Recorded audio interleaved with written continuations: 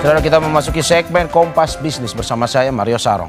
Aliansi Ekonomi Indonesia meminta pemerintah ambil langkah tegas untuk menyelamatkan kondisi ekonomi Indonesia yang berada dalam kondisi darurat. Ada 7 desakan yang disuarakan, mulai dari pembenahan salah alokasi anggaran hingga menyehatkan tata kelola penyelenggaraan negara.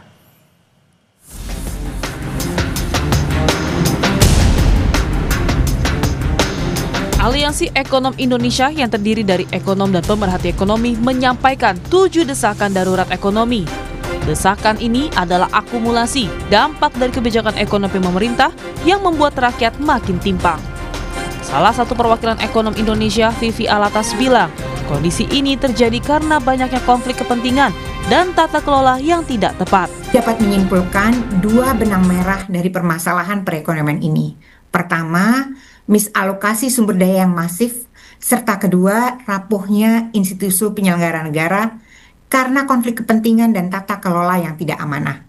Menimbang masalah tersebut dan riuhnya persaingan tidak sehat antar elit politik dalam proses bernegara, kami menekankan darurat perbaikan yang nyata atas kesejahteraan masyarakat.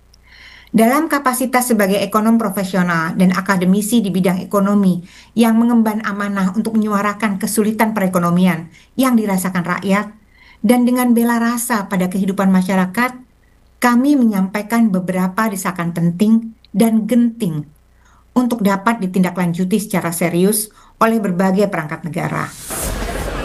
Sementara itu, ekonom lainnya, Elang Setiawan, bilang penciptaan lapangan kerja makin menyusut termasuk bagi kalangan muda yang seharusnya menjadi aset bangsa yang krusial.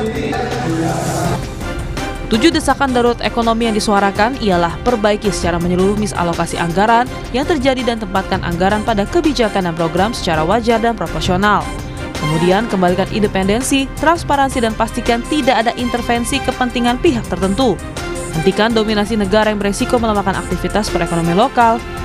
Deregulasi kebijakan, perizinan, lisensi dan penyederhanaan birokrasi termasuk pencabutan TKDN.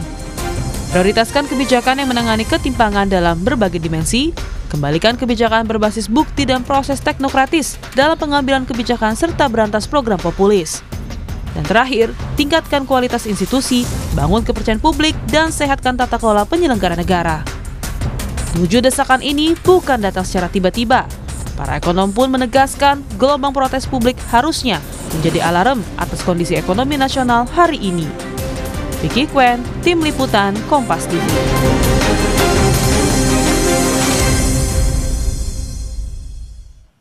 Tujuh desakan darurat ekonomi mulai dari salah alokasi anggaran hingga hapus berbagai kebijakan populis yang mengganggu kestabilan dan prudensi fiskal. Lalu apa solusinya yang seharusnya dilakukan pemerintah? Kita tanyakan langsung pada Direktur Eksekutif Center of Strategic and International Studies, Yose Rizal Damuri. Pak Yose, selamat pagi.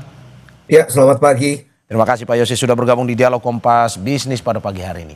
Pak Yose, tadi kita sudah melihat 7 tuntutan ekonomi. Apa sebenarnya kalau dari ringkasan Anda, poin pentingnya dari desakan ini? 7 tuntutan ini merangkum kondisi ekonomi Indonesia yang mana dan kegelisahan kelas yang mana sebenarnya? Ya, ini sebenarnya seperti yang tadi dikatakan oleh Bu Vivi ya di dalam cuplikan tadi. Kita melihat para ekonom ini melihat bahwa ada 2 hal penting, adanya misalokasi dari sumber daya. Sumber daya ini artinya bukan saja anggaran ya, tetapi juga resources ekonomi, sumber daya ekonomi yang lainnya yang salah dialokasikan karena memang kebijakannya tidak terlalu mendukung ke arah yang alokasi yang tepat. Kemudian juga ada ini semua juga kembali kepada tata kelola dari perekonomian itu sendiri. Untuk ke pertanyaannya, ini sebenarnya kegelisahan kelas yang mana? Ini sebenarnya kegelisahan seluruh kelas karena kita melihat bahwa pertumbuhan ekonomi itu menurun kualitasnya. Seluruh kelas ini kelas bawah, menengah dan juga atas sekalian ya? Ya, semuanya. Oke. Semua tentunya, karena kita melihat bahwa adanya penurunan kualitas yang cukup tajam di dalam kondisi perekonomian saat ini. Ada 6 poin yang kami sebutkan sebagai latar belakang untuk menjelaskan bagaimana kondisi perekonomian tersebut. Tetapi juga kemudian kita lihat bahwa ada beberapa poin penting di sana. Pertama, pertumbuhan ekonomi yang menurun Ya. kualitasnya ya. Kualitasnya misalnya kami menyebutkan bahwa pada tahun 2010 sampai tahun 2020 sebelum COVID misalnya, pertumbuhan ekonomi itu 5,4% secara rata-rata Ya. dan mampu mengungkit upah real tumbuh sebesar 5,1%. Sementara saat ini pertumbuhan ekonomi yang tetap 5% itu hanya meningkatkan upah real sebesar 1,2%. Oke. Jadi kualitasnya sudah menurun. Belum lagi masalah ketersediaan lapangan kerja yang sangat dirasakan terutama oleh para pencari kerja muda. Ya, anak muda Orang-orang ya. yang sudah mempunyai kemampuan cukup tinggi tetapi tidak bisa terserap oleh lapangan pekerjaan, oleh perekonomian itu sendiri untuk mendapatkan pekerjaan yang layak. Nah, hal ini tentunya berpengaruh kepada semua pihak di dalam perekonomian. Mungkin kita menganggap bahwa kelas atas terinsulasi, tetapi tidak, karena mereka juga menjadi driver untuk berbagai aktivitas-aktivitas perekonomian yang lainnya yang akan juga ditentukan atau dipengaruhi oleh kelas-kelas yang lainnya. Dan ini semua tentunya akan berpengaruh dan kita juga melihat bahwa ini tidak hanya masalah ekonomi tetapi juga ada masalah sosial di sana di mana permasalahan ekonomi ini kalau tidak ditangani dengan baik akan menjadi permasalahan sosial yang semakin lama Ya. semakin memberatkan. Oke. Pak Yos, ini menarik bahwa semua poin yang disampaikan 7 ini mencakup seluruh yang tadi Anda bilang, kelas, permasalahan kegelisahan seluruh kelas. Tetapi ada kata misalokasi atau salah anggaran. Maksudnya bagaimana kalau dari analisis Anda? Dan anggaran yang mana sebenarnya?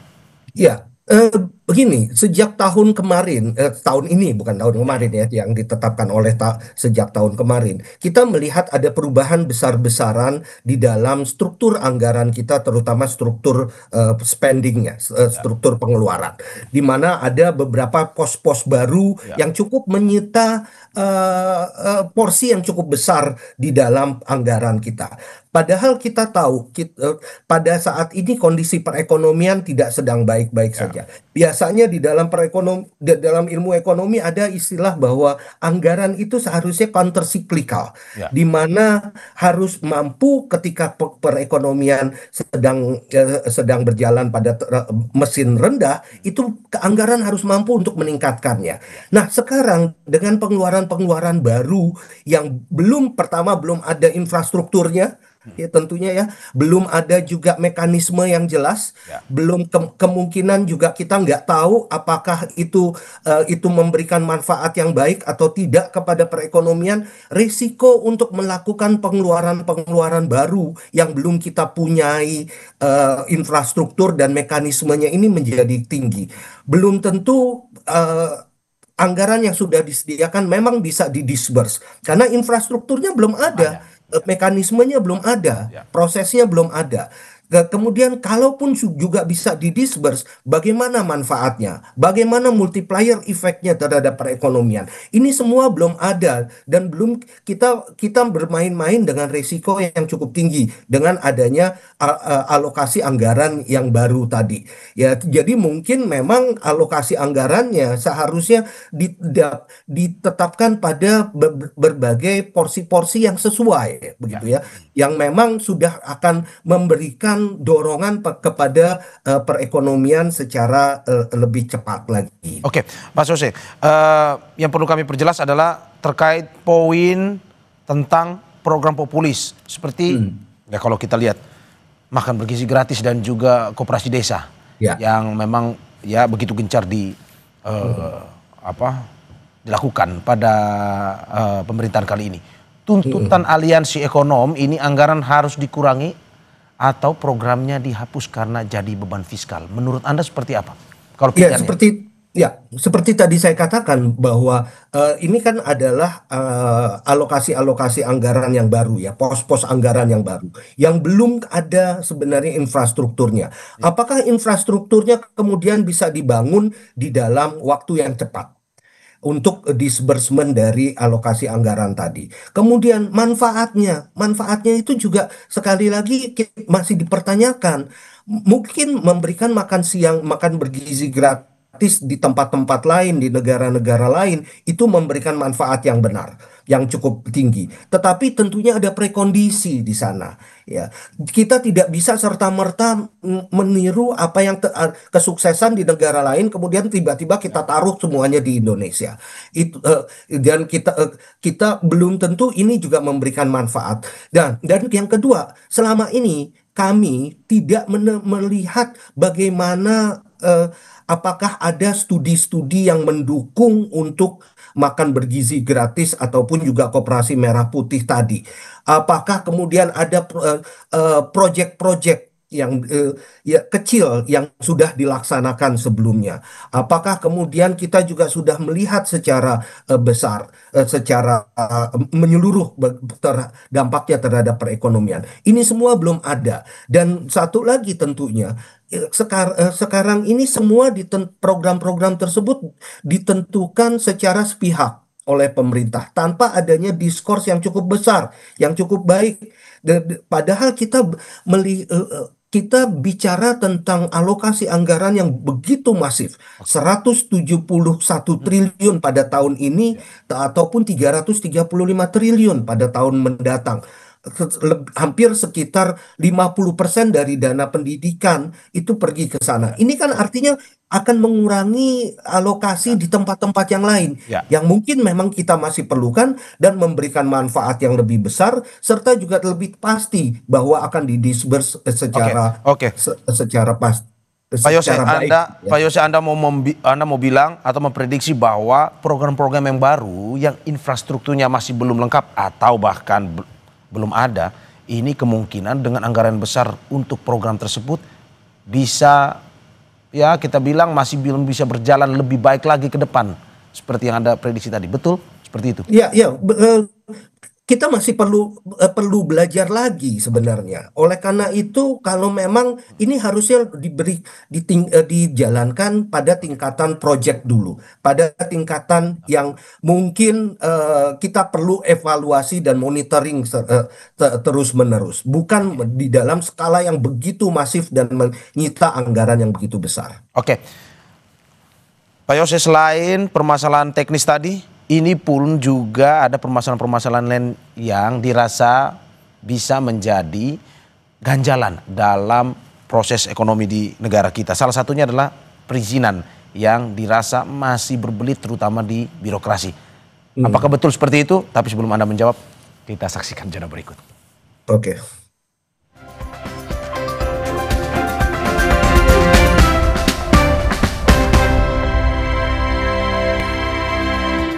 Terima kasih masih di Kompas Bisnis bersama saya Mario Sarong dan juga narasumber saya Yose Rizal Damuri, Direktur Eksekutif Center of Strategic and International Studies. Pak Yose, saya lanjutkan tadi terkait dengan soal perizinan. Di poin deregulasi kebijakan, perizinan, lisensi, dan penyederhanaan birokrasi. Untuk mencabut kebijakan perdagangan diskriminatif dan distortif seperti TKDN dan kuota impor ini.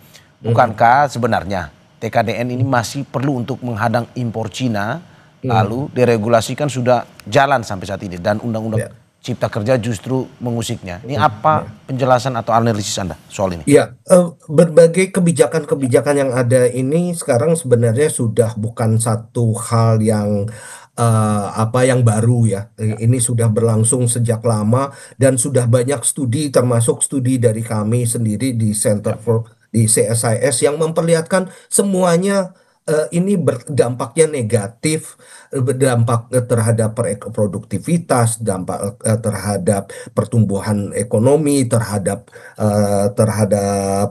pembangunan industri dan lain-lainnya. Seperti TKDN misalnya. TKDN mungkin cukup baik kalau memang kita sudah bisa lakukan, kita sudah punya kemampuan untuk mensuplai berbagai kandungan itu dan memproduksi berbagai part dan komponen di dalam negeri. Tapi kalau nggak ada, akhirnya industri hilirnya akan terkena. Dan ini sudah terlihat sekali selama beberapa tahun belakangan. Bagaimana industri hilir kita sekarang ini sudah tidak lagi mampu bersaing karena keterbatasan bahan baku salah satunya. Begitu juga dengan kuota import. Kuota import itu sekali lagi ini juga memperlihatkan bagaimana kita tidak lagi mampu mendapatkan berbagai bahan baku, part dan komponen yang mungkin kita perlukan untuk proses produksi selanjutnya. Import itu kan bukan cuma bahan konsumsi. Bukan cuma barang konsumsi, tapi yang lebih penting 75% dari import Indonesia itu adalah bahan baku yang kita perlukan untuk proses produksi lainnya. Kalau proses ini bahan bakunya mahal karena adanya kuota dan lain-lainnya, tentunya competitiveness dari industri kita pun juga tidak akan menjadi lebih baik. Nah, tadi ada pertanyaan, ini kan kita perlukan untuk mencegah import misalnya dari Cina. Nah, kita ada kesalahan berpikir sebenarnya. Sering sekali kita salah berpikir. Kalau untuk menyetop import ataupun juga mengurangi import tadi, kita memerlukan aturan-aturan baru. Padahal permasalahannya bukan di aturannya. Kita sudah cukup punya aturan yang banyak, tetapi pada implementasinya, kebanyakan barang-barang yang datang masuk ke Indonesia itu adalah barang-barang ilegal. Dan itu kenapa bisa ilegal? Karena aturan-aturannya tidak dijalankan dengan baik. Ya. Jadi ini masalah implementasi jangan di mix, jangan disalahpahami dengan aturan. Kita bukan kekurangan aturan. Kita cukup punya banyak aturan, bahkan yang aturan itu memberatkan. Yang ada adalah implementasi dari aturan tersebut. Implementasi ini yang pada akhirnya Pak Yose ada tuntutannya terkait dengan kembalikan independensi dari Bank Indonesia, selain itu juga dengan BPS. Apa maksud dari tuntutan ini kalau melihat? Apakah mungkin saja data-data dan kebijakan yang dikeluarkan lembaga ini tidak menggambarkan kondisi ekonomi realnya? Apakah kalau kita lihat Bank Indonesia sekarang menanggung beban fiskal dan data BPS dipersolek? Ya. Nah, ini sesuatu dua hal yang berbeda ya, tetapi pada prinsipnya adalah independensi dan kredibilitas. Oleh Bank Indonesia sebagai bank sentral seharusnya memang fokusnya, tugasnya adalah menjaga moneter. Walaupun memang di dalam Undang-Undang P2SK yang baru kita melihat bahwa ada keinginan atau ada keharusan Bank Indonesia, bank sentral ini untuk turut mendorong pertumbuhan ekonomi. Tetapi itu bukan tugas utama dari Bank Indonesia. Yang paling penting adalah menjaga kondisi moneter, kondisi perekonomian.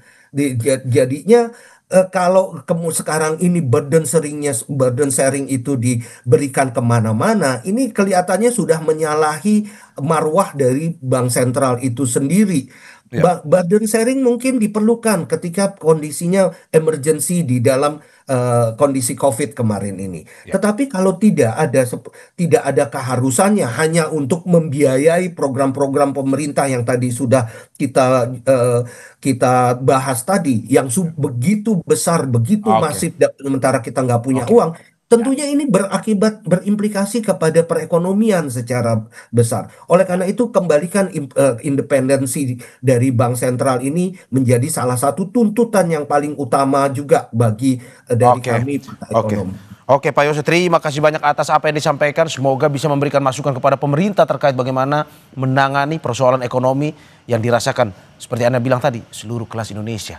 Mengejutkan, tetapi ini menjadi PR yang perlu dicarikan solusinya oleh pemerintah.